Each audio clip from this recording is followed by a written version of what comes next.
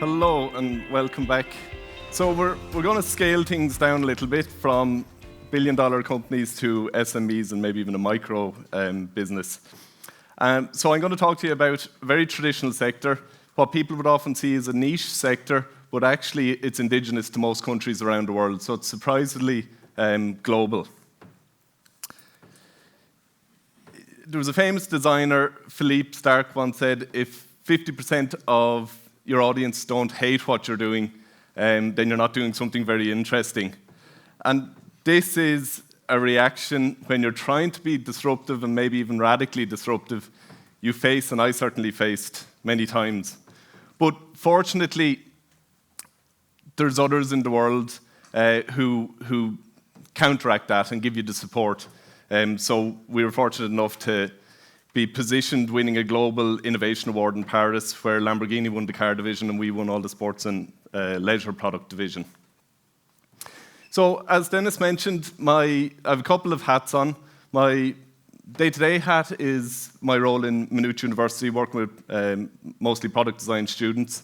But this actually started as my own undergraduate project several years ago and has gradually come to market, but we've only been on the market a short number of years now, just over 3 years. And then I do some consultancy with some colleagues. So while this is a story about a product innovation, as has been mentioned by Siobhan, different speakers, product and service, it's almost indifferent in terms of the user-centered research approach. It's just the outcome. One is an artifact, one is a service. There's very little difference, but it's about finding that niche insight that someone else hasn't discovered. So please reflect on this. So to give you some context, as a general story, I'm just going to tell you a little bit about the product to introduce you to some of the features, and then I'm going to go back and walk through some of the key steps in the early stage of its formation and try and give some insights as to what you might consider along that design thinking journey that are important to complement it with some mature reflections. So we're a global business at this stage. We have a customer base all around the world. In fact, immediately on launch, we went to 16 countries. That's the beauty of online selling. So set up a shop. It was a €2,000 item. It's now €3,700. So it's a fair old purchase for someone in America or in Russia to just buy it without ever seeing it and touching it, but it happens. Because of the nature of the industry, we've had great free publicity. So our marketing has been very organic, but we've had global media organizations feature us several times, both TV and publications. In terms of the product, it separates the horse from the rider by this cantilevered mechanism. So we've got a section on the horse's back, a section that meets the rider, and it's flexibly coupled. So it's the first saddle to offer this compression suspension between the two. It's a story, because it's a startup story, it's a story of collaboration, partners knocking on doors and asking people to help for free, which they do when you can get them to buy into the project. So an aeronautical component manufacturer in Galway was central to us actually realising out the idea in terms of advanced composite. And then there's many other secondary benefits. So kind of overload, like one of the challenges in the process is exactly as Siobhan said, where do you say no? And it's where do you stop with all these features? I didn't stop with this one, I just kept going. And so there's an awful lot there's modularity, which has a number of other benefits. There's adjustability to adjust the suspension and many more things in terms of even how we supply the product to the market. But design thinking, as anyone who's familiar with design thinking will know, it's about satisfying 3 different criteria in the main part. And it always starts up front with the user. It truly is the user-centered process and understanding the underlying value and the needs that's important to them. And it's only really late on, from my perspective anyway, that you should worry too much about the second parts, about the viability and about the feasibility. There are many different models of design thinking. The Stanford model is probably the most widely adopted around the world. The double diamond comes from the Design Council in the UK, and this is a revision of it. And effectively, the first diamond is the problem space. It's understanding the issue to solve. The second is actually engineering that out. And I love a quote or a description by Bill Buxton, who's a senior researcher in Microsoft. The bit that companies are really bad about is getting the right project. They tend to they execute the project very well, but they start in the wrong space. And that's, for me, is really where the skill and further work is needed to help people navigate that properly. In terms of the horizon scanning, how does that idea fall into place? A concept you might be mindful of is what's called absorptive capacity. And it's the capacity of people to absorb very different types of information and assimilate it back into a sensible proposition. So that can be done by an individual who's a broad experience or by a multidisciplinary team. But so, with just that background, I want to take us back. Ultimately, while we're on the market just over 3 years, it goes back to actually 2005, and it goes back to what was the environment, the market, the competitive marketplace for this product back then. And it truly was very bland, austere. It was full of brown, various colours of brown of the same saddle, the odd black saddle.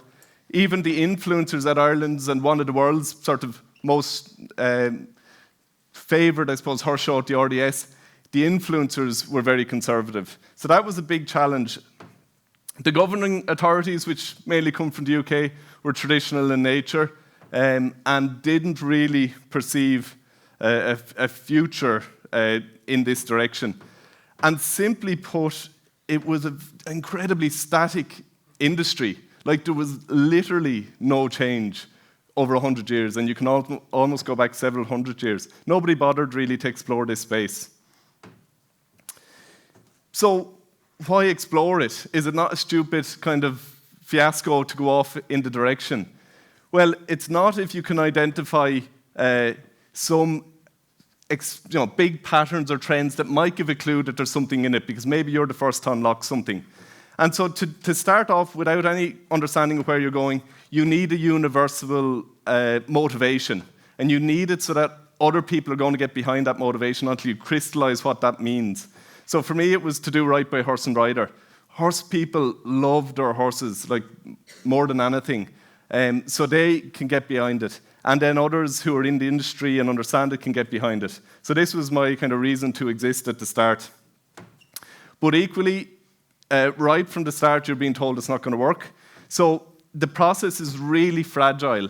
And there is that human dynamic and vulnerability of, if motivation naturally is going to decline over time if something doesn't change. So you have to keep perking it with evidence, keep getting reassuring, and you have to make that happen yourself. So it's about the doubt. It's about keeping the doubt at bay and building evidence quickly. So for me, it's, why will this person change? I focused on a younger rider because the largest global body representing riders is the Pony Club. They're under 21. And they were the logical kind of ones that maybe they'd be interested to change.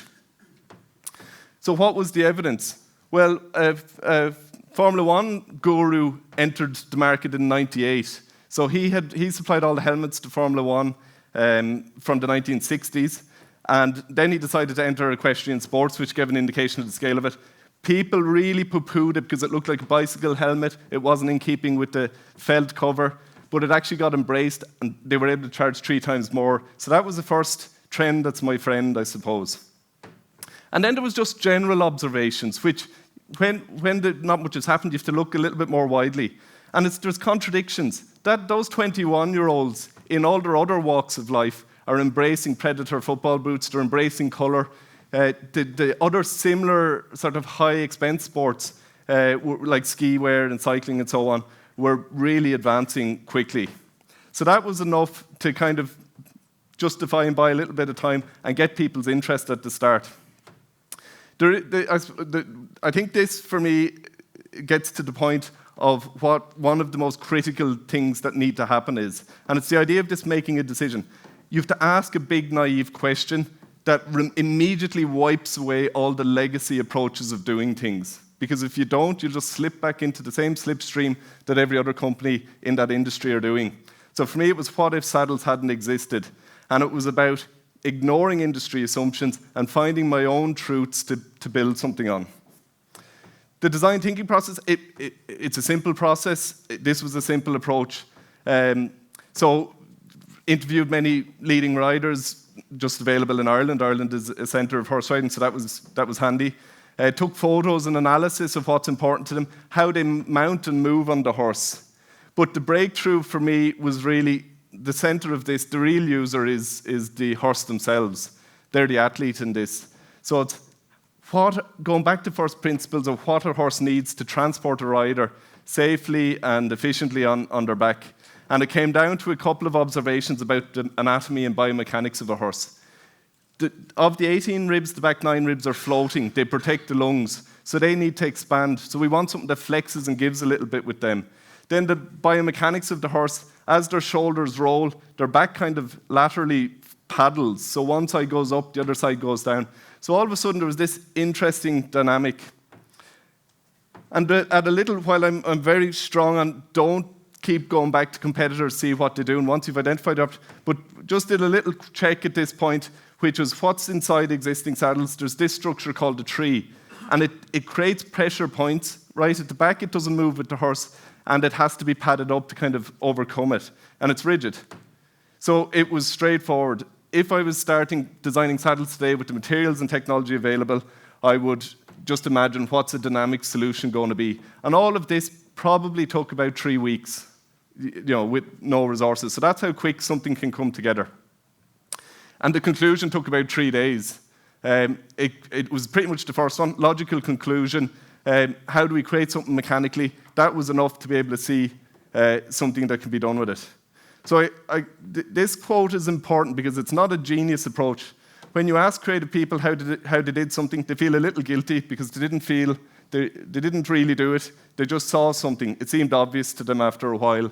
And it's really it's that front-end piece. Once you get those few insights and stop getting distracted, the answer comes out. It's a logical answer. It's a straightforward answer. So for me, it was to communicate the idea, to start getting some ground support behind it. So this is a visual prototype. It had no strength properties, but it meant I could have that conversation, and I immediately went out to riders to get the reaction. And the next stage is all experimentation. This is a fancy term for bricolage. It's a French term, and it describes hacking things together from whatever's available. And that is literally it. Nothing fancy. I actually often think it's a hindrance to have lots of money because you'll only be tempted to blow it and stop focusing on the issue. You can achieve an awful lot with very little. So I had to go back. I found a plastic that became molten very easy. Shaped it to a range of horses to get some average shape. There was no 3D scanners then, at least available to me. So I used a laser measurement, room measurement, put a grid on the glass and started to measure and build it. So very simple things, a little bit time consuming, but fine. Then reached out to University of Limerick, reached out to family and friends to do some wood cutting. Once I was able to bring a certain amount to them, this guy, Dr. Paul Butler, was very helpful in using the autoclave, but it didn't work. So then I went down to a company in Cork, showed them what I was thinking. They tried a resin transfer molding, didn't work. Back to Materials Ireland. It was a real struggle to try get the material weighed out. So we cast a ceramic, and in carrying the ceramic over to a table to use it, we dropped it, and that didn't work. So it was sort of a long story of tragedies and small violin playing. So I actually had to just go back to basics, and I set this up. It was a friend of my father had built a motorbike from composites, because I'd never done composites before. And so we just went manually laying it up in 2 parts to bond it together. And that was the first one that we actually got structural. And that whole mess took about 6 months, again, on a shoestring.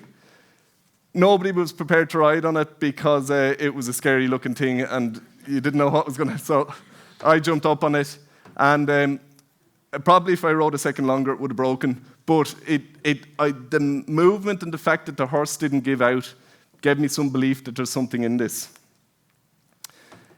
But impatience set in, and you have to be impatient, and I tried to cut corners. And I tried to make a number of big jumps forward and I got distracted with race horses, and I made the whole thing too skinny, and I learned a sharp lesson to stop cutting corners. But I went back and I quickly explored the form to fit more horses, and again, sort of a week of effort.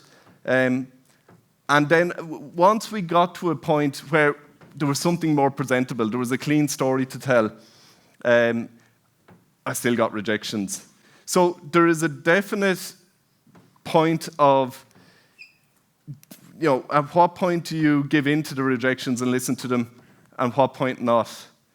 But for me, there was a little bit of Lloyd in me, and I couldn't see all the rejections, and I just hung on my mother telling me it was going to work. No, the rejections were very much, I understood why they were rejecting. They were offended by the look of it, but I knew that's, we won't give up just yet because we can make it look pretty.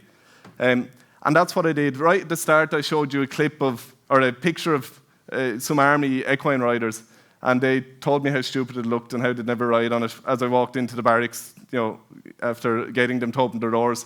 But the most senior of them, Captain Michael Kelly, said, I'm not going to judge it, and I'll get up on it. And the one, I just don't have a picture, the one he got up on was very scary looking. This one doesn't look so bad. And he rode on it, and he said, after he rode on it, he believed in it because he could feel a few things that were different. The horse was moving more freely, and he actually exposed us to things that I didn't know it would do. So it's a little bit by chance.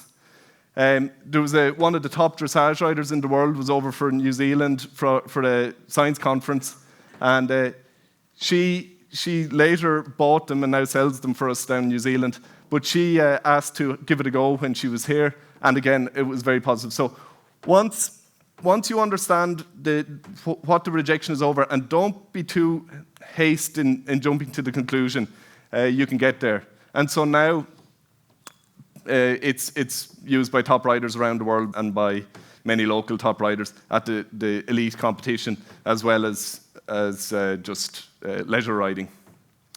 So in the last few minutes, just to reflect on a couple of things. There's many more heartache elements to it, but for me, to offer some mature reflection as you're executing the design thinking project, it's the pitfall of people regressing to the legacy approaches and being overcome by, well, they're a big player, they must be doing it right. If it doesn't make sense, it's not right.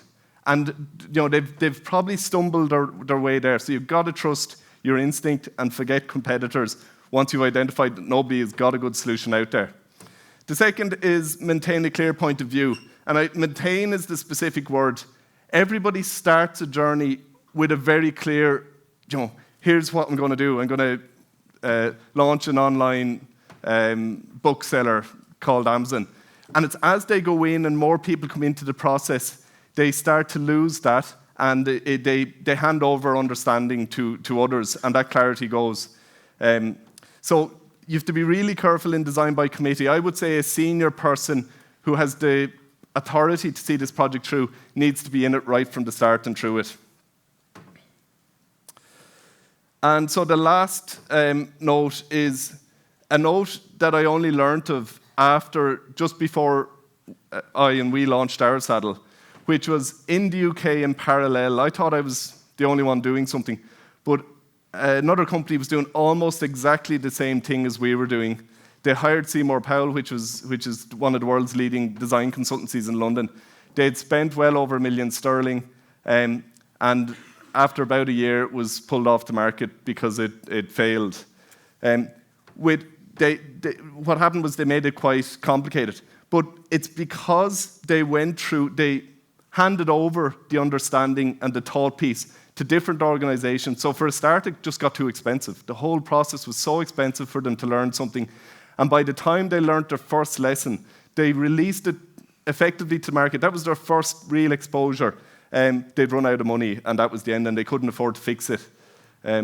So it's this, how do you make people make important decisions? It's because this will happen, and they'll waste a lot of money if they're not prepared to man up and make that decision. So that's what really needs to be encouraged in people. That's it. So thanks for listening, and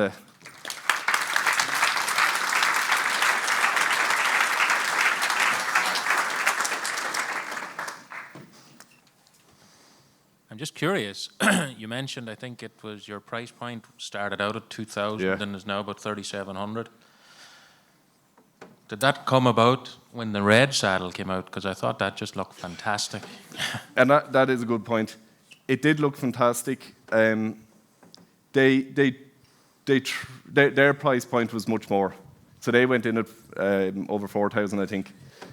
And it was independent of that. They went after to appeal to people on the traditional aesthetic, because traditional saddles look incredible. They're incredible craftsmanship. And so actually, a point to add is, there's no point in me trying to compete with a traditional saddle. I wanted to be almost unique for the sake of it. Once I identified meaningful features and properties it was going to have, the aesthetic, it's that love-hate 50%, the aesthetic had to be sufficiently different that CNN want to cover me, because it's a clear story. It's not just the same thing. So I admire the craftsmanship in that saddle and in all saddles, but I don't think it's good business sense if you're a startup to be too close and sort of blend back to the original. I think you almost have to be more distinctive for the sake of it. Great. Martin, thank you very much. Dennis. Great story. Thank you.